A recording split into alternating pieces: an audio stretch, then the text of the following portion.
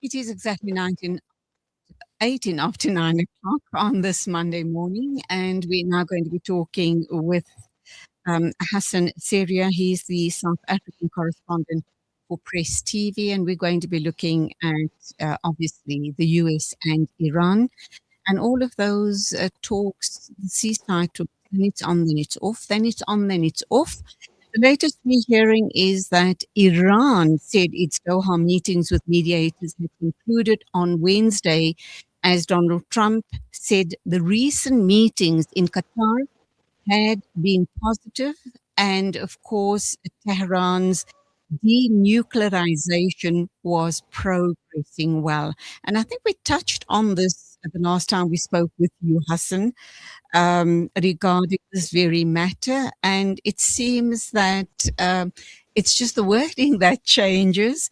But I'm wondering about the real messages that we actually having to gain from all of these on and off ceasefire talks. Salaam alaikum to you. Welcome. What do you make of these latest statements?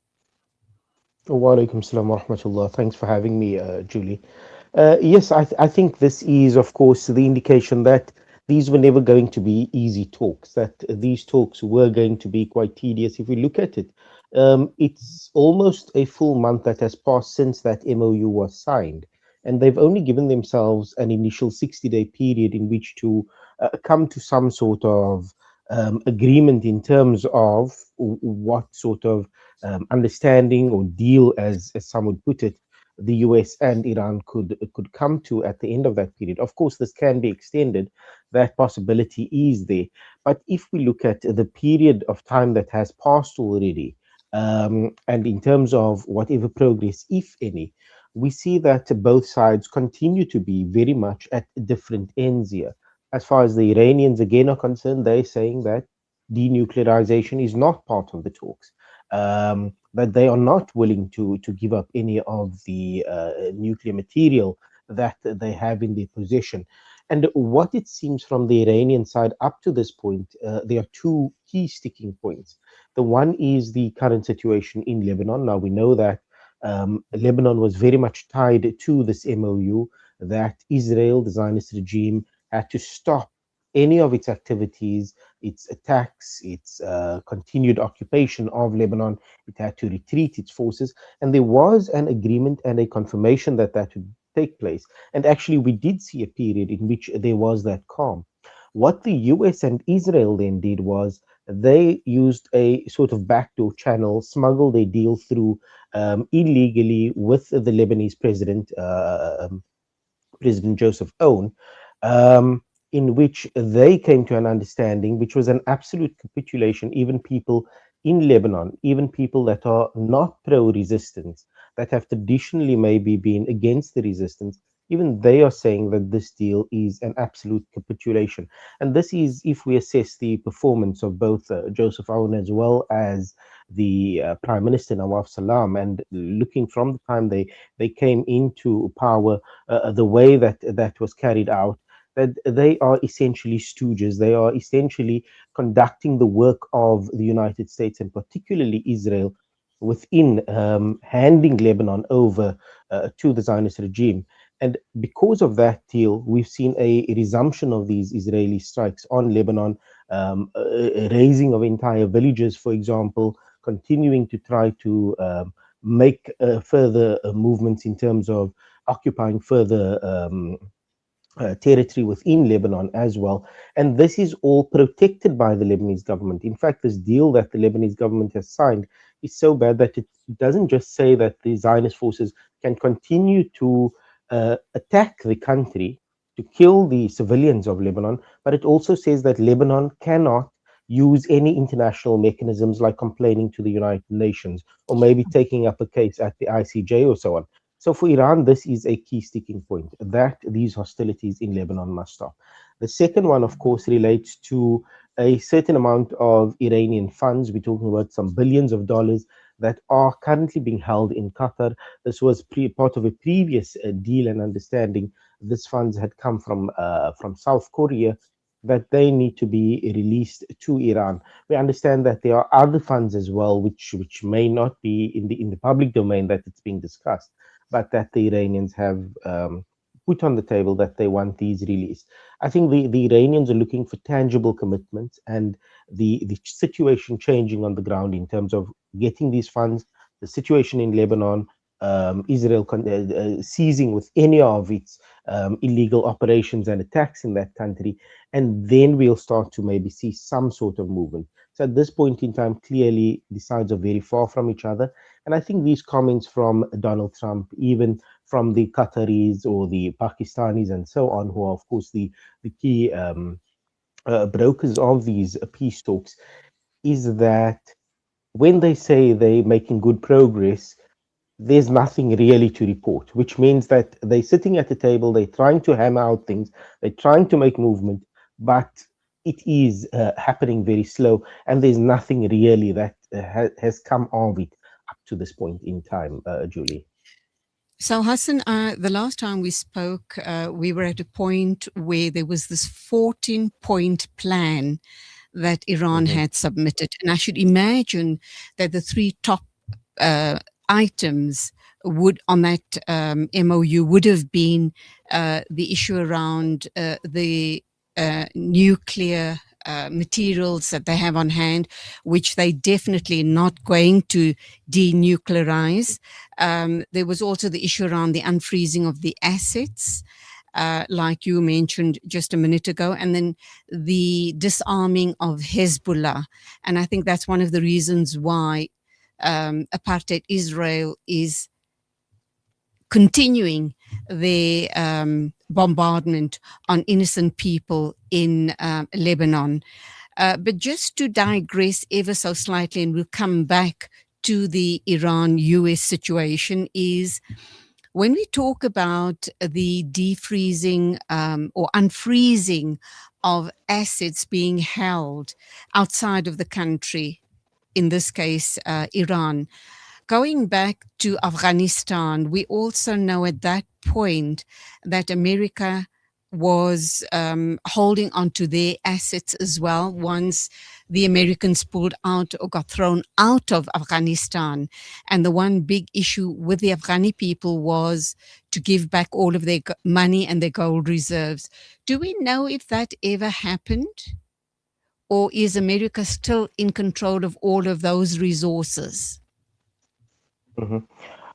I think just to clarify, Hezbollah is not part of the deal. The deal that the Oh, Iranians signed as part of okay. that MOU is that all of Israel's attacks on Lebanon must stop. That there must be a ceasefire on all fronts. And so this push relating to Hezbollah is something that is coming from the Israelis and the Americans and some of the parties within Lebanon as well. And these parties, I mean, Lebanon is an entire discussion on its own. But some of these parties were even participants with the Israeli regime in committing atrocities against the Lebanese people themselves. For example, the Sabra and Shatila massacre, where the South Lebanese army, which are Lebanese, had actually gone in and carried out that massacre under the watch of the Israeli regime. So these are the forces that are trying to push this idea. But Israel's attacks on Lebanon has nothing to do with Hezbollah.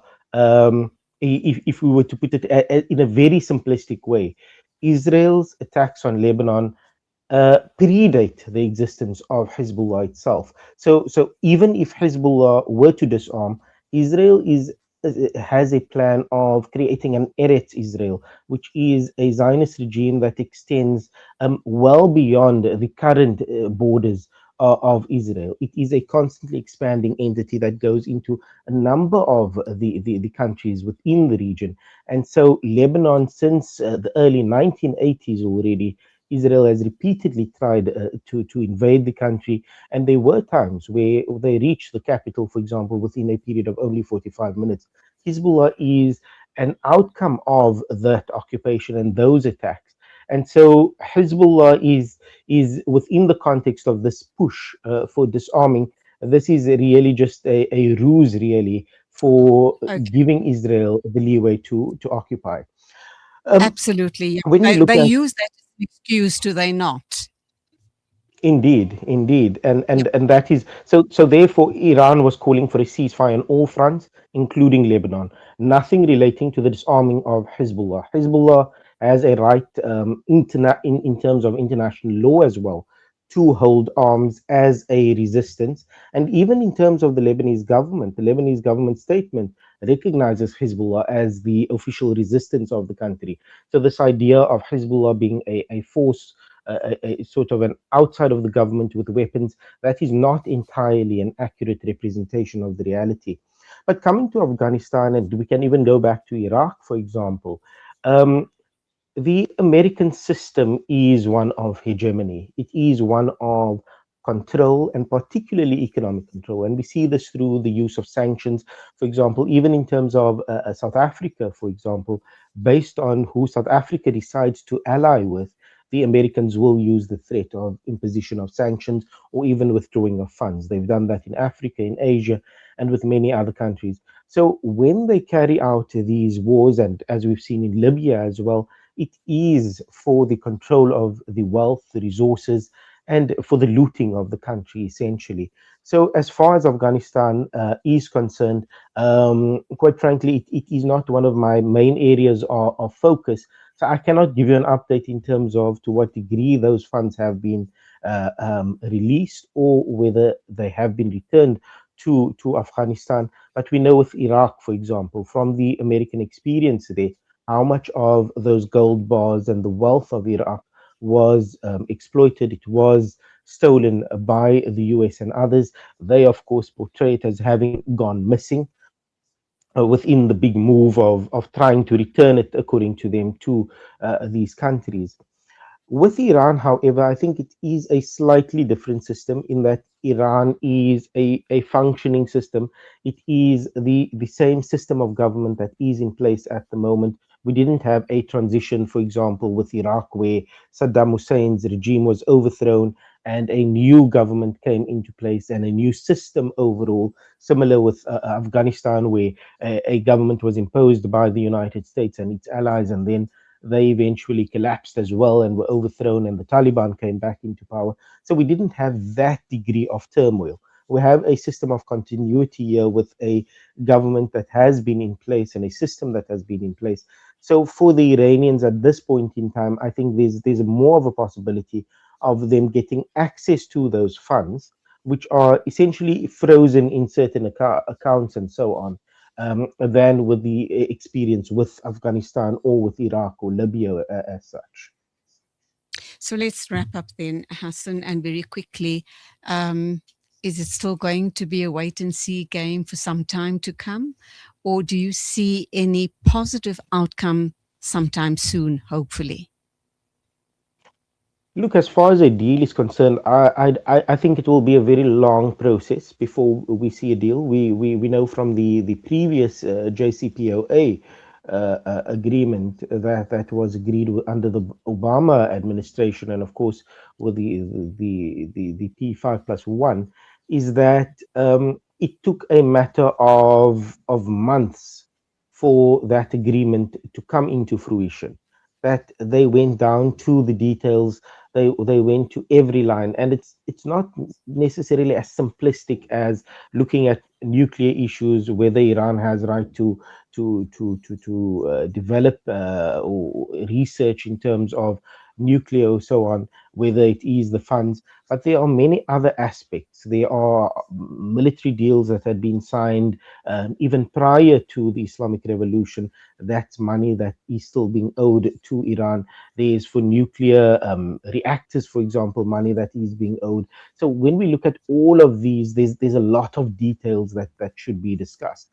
But I think both sides are still very far from each other, and so therefore that is another reason we won't see any major progress. I think the American midterms are coming up, so the Americans are playing a stalling game here as well. And in Iran's from Iran's side as well, time is also to its benefit. For example, we see even though these talks, or there's been the cessation or this sort of calm that has prevailed in terms of not having active war, The reality is that Iran has continued to engage within the region with Saudi Arabia, with Qatar, even with the UAE, with Oman. It is ensuring that it consolidates the way in which the Strait of Hormuz is managed. It is developing those relations with Pakistan as well. So it is using this period as well for strengthening those bonds and for seeing the emergence of this new reality within the diplomacy of the region, how different countries see the region, and how they can work together towards achieving an independence of some sort within the West Asia region, and particularly through the Strait of Hormuz and so on. So I think to both sides, it seems like they're playing the time game. And because they so far apart, in any case, on all of these issues, that it is to some degree of benefit to them. So it's going to be some Okay. time, I think, before we see any All right. form Thank you. of deal materialize. We'll have to leave it there. Thank you very much. Hope to talk to you again sometime soon. Go well. Assalamu alaikum to you. Wa alaikum salam wa rahmatullah. Shukran. It is exactly 9:34. We're going for a break, and when we come back, we continue our discussions right here on News and Views.